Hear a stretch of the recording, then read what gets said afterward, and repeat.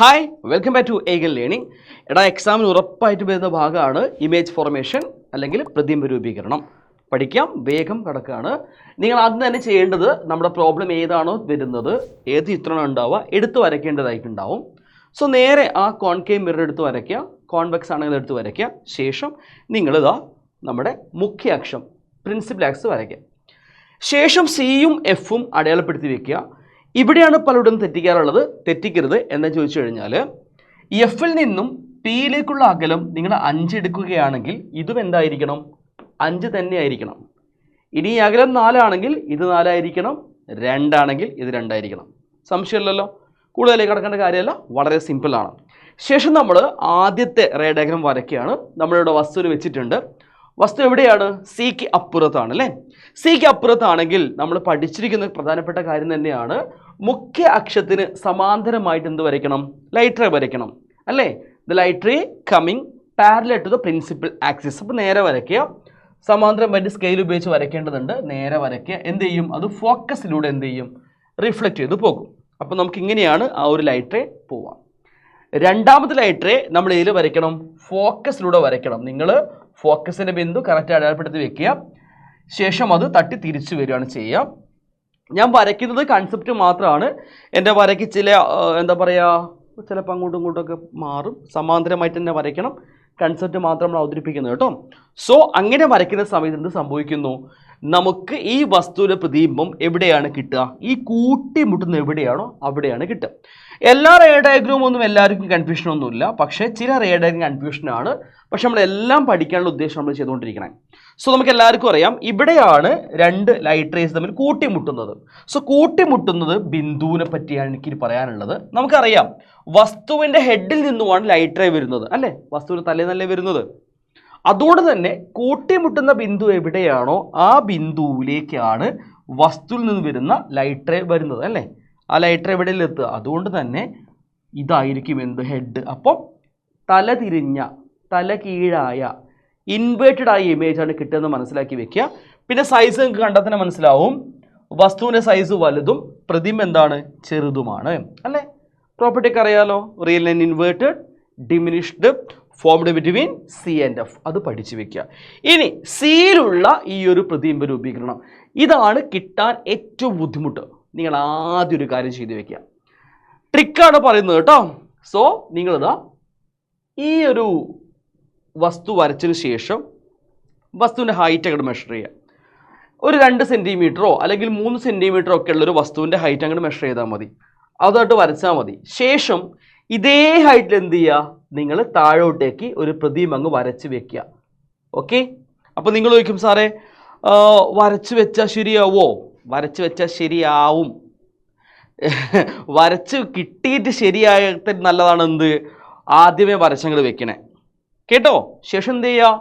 First light ray നേരെ അങ്ങോട്ട് വരയ്ക്കുക. മുഖ്യക്ഷം സമാന്തരമായിട്ട് വരയ്ക്കുക. പാരലായിട്ട് വരയ്ക്കുന്നു. നേരെ ഇങ്ങനെ പോകുന്നു.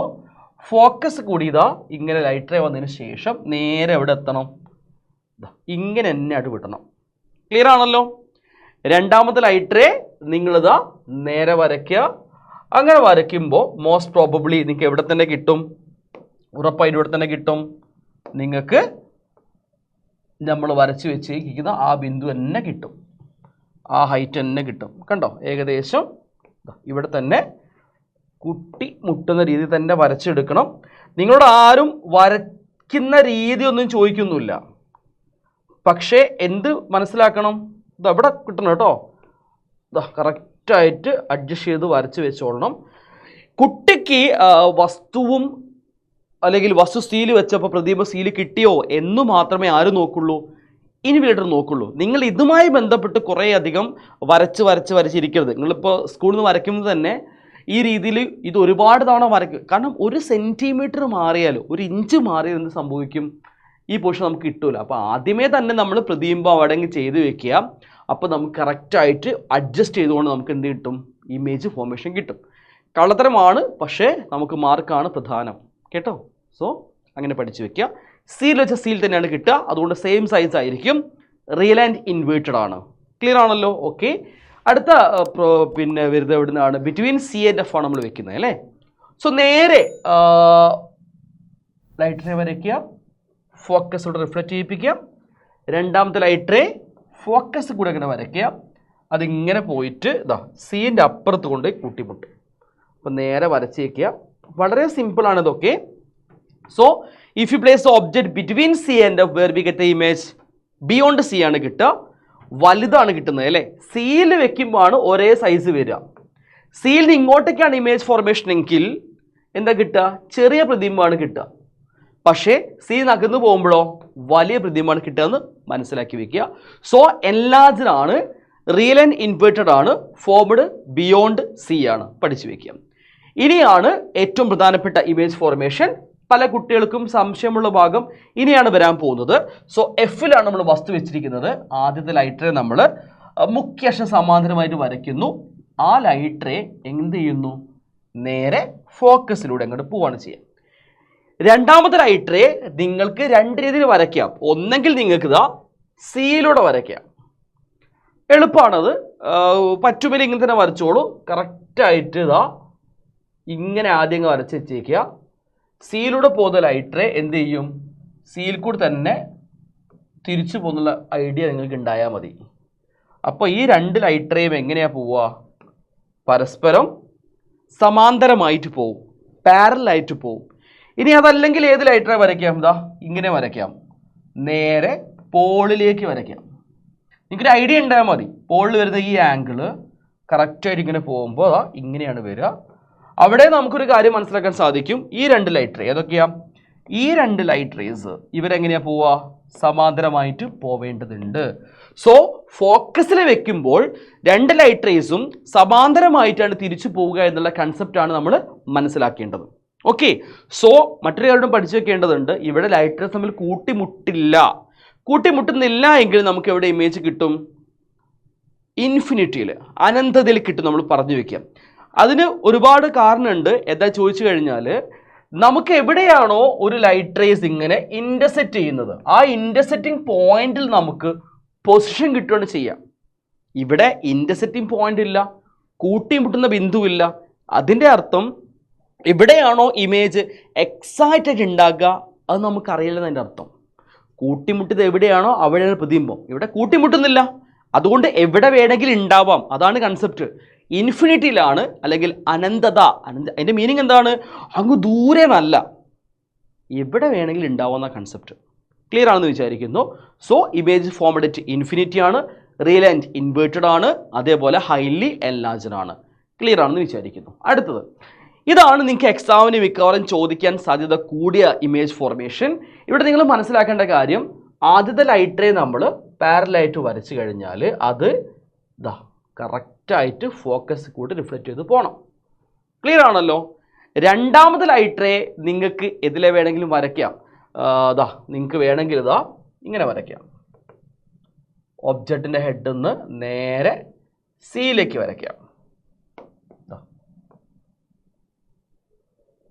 കണ്ടോ? ഇങ്ങനെ വരയ്ക്കാം. ഇങ്ങനെ വരച്ചു കഴിഞ്ഞാൽ നിങ്ങൾ നേരെ ഒറ്റ ലൈറ്റ് റേ മാത്രം വരച്ച് വെച്ചാൽ മതി. അപ്പോൾ നമുക്കൊരു കാര്യം ഇവിടെ മനസ്സിലാക്കാൻ സാധിക്കും. ഈ രണ്ട് ലൈറ്റ് റേയും ഡൈവേർജ് ചെയ്താണ് പോകുന്നത്, പരസ്പരം അകന്ന് പോവുകയാണ്. ഇവിടെ ഒരു കൺസെപ്റ്റ് ഉണ്ട്. ഇതൊരു ബൾബാണെന്ന് വിചാരിക്കൂ. ഈ ബൾബിൽ നിന്ന് ലൈറ്റ് പോവുക എങ്ങനെയാണ് അല്ലേ? ഇങ്ങനെ ലൈറ്റ് പോവുക. സോ ഈ രണ്ട് ഡൈവേർജ് ലൈറ്റ് റേ ഞാൻ പരിഗണിച്ച് കഴിഞ്ഞാൽ ഇത് രണ്ടും ബൾബിൻ്റെ ഉള്ളിൽ, അല്ലെങ്കിൽ ഈ ബൾബിൽ നിന്നും വരിക നമ്മൾ കൺസെപ്റ്റ് എടുക്കാമല്ലോ. സോ രണ്ട് പരസ്പരം അകന്നു പോകുന്ന പ്രകാശരശ്മികൾ ഒരു ബിന്ദുവിൽ നിന്നും വരുന്നു എന്നുള്ള കൺസെപ്റ്റാണ് നമ്മൾ ഇവിടെ ഉപയോഗിക്കുന്നത്. അതുകൊണ്ടാണ് നമ്മളിങ്ങനെ നീട്ടി വരച്ചിട്ടതാ ഇങ്ങനെ ചെയ്യുന്നത്. അപ്പോൾ നീട്ടി വരച്ചാൽ നമുക്ക് എന്ത് കിട്ടും? കണ്ണാടിൻ്റെ ഉള്ളിൽ ഒരു ഇമേജ് ഫോർമേഷൻ കിട്ടുകയാണ് ചെയ്യുക. ഒന്നെങ്കിൽ ഇത് വരയ്ക്കുക, അല്ലെങ്കിൽ നിങ്ങൾ ഏതാ വരയ്ക്കേണ്ടത്? ഇങ്ങനെ വരയ്ക്കാം, നേരെ പോളിലേക്ക് വരയ്ക്കുക. അപ്പോൾ ഇതാണ് ആംഗിൾ. അപ്പോൾ ഡൈവേർജ് ഇങ്ങനെ പോകും. സോ ഇത് നമുക്ക് എവിടെ തന്നെ കിട്ടും? ഇങ്ങനെ നീട്ടി വരയ്ക്കുമ്പോൾ ഇതും അതേ ബിന്ദുവിൽ തന്നെ കൂട്ടിമുട്ട് നമുക്ക് മനസ്സിലാക്കാൻ സാധിക്കും. കണ്ടോ? ശേഷം എന്ത് ചെയ്യുക? നേരെ ആ വസ്തുവിനെ നമ്മൾ അടയാളപ്പെടുത്താൻ വേണ്ടിയിട്ട് മുഖ്യ അക്ഷം നീട്ടി വരയ്ക്കുക.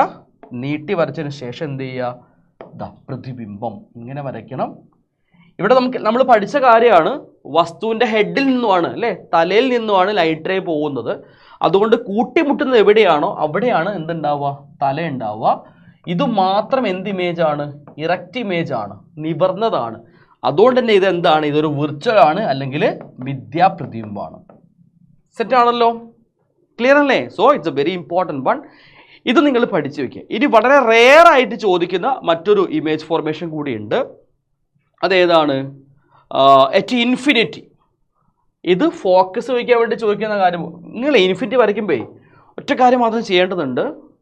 ഇങ്ങനെ വരയ്ക്കുമ്പോൾ പരമാവധി ലോങ്ങിൽ വരച്ചിട്ട് നമ്മൾ ഈ പ്രിൻസിപ്പൽ ആക്സിസ് നീട്ടി വരച്ചാൽ ഒബ്ജക്റ്റിൻ്റെ സെൻറ്ററിലെത്തൂലേ, ആ രീതി വരച്ചു വയ്ക്കണം. ഓക്കെ, സോ ഇതാണ് ഒബ്ജക്റ്റ് അറ്റ് ഇൻഫിനിറ്റി.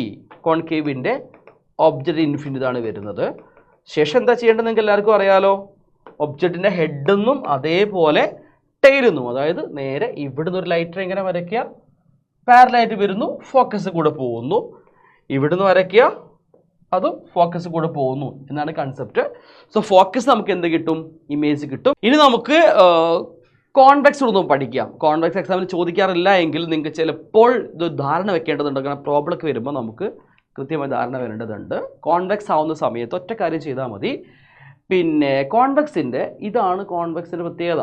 എന്താണ്? കോൺവെക്സിൻ്റെ ഉള്ളിലാണ് ഫോക്കസ് സെൻറ്ററൊക്കെ വരുന്നത്. അതുകൊണ്ട് നമ്മൾ മുഖ്യ അക്ഷരങ്ങൾ നീട്ടി വരയ്ക്കണം. ഇത് ഓൾറെഡി ഇല്ലല്ലോ. മുഖ്യ അക്ഷരം മനസ്സിലാക്ഷം എവിടെയുള്ളത്? കണ്ണാടിക്കുള്ളിലുള്ളത്. അവിടെ നമ്മളിങ്ങനെ നീട്ടി വരയ്ക്കും കേട്ടോ. ഇങ്ങനെ നീട്ടി വരച്ചതിന് ശേഷം ഒബ്ജക്റ്റിൻ്റെ ഹെഡെന്ന് ലൈറ്റർ ഇങ്ങനെ കൊടുക്കുക. അപ്പോൾ ഇത് കണ്ണാടി ഇങ്ങനെയല്ലേ ഉള്ളത്. അപ്പോൾ എന്ത് ചെയ്യും?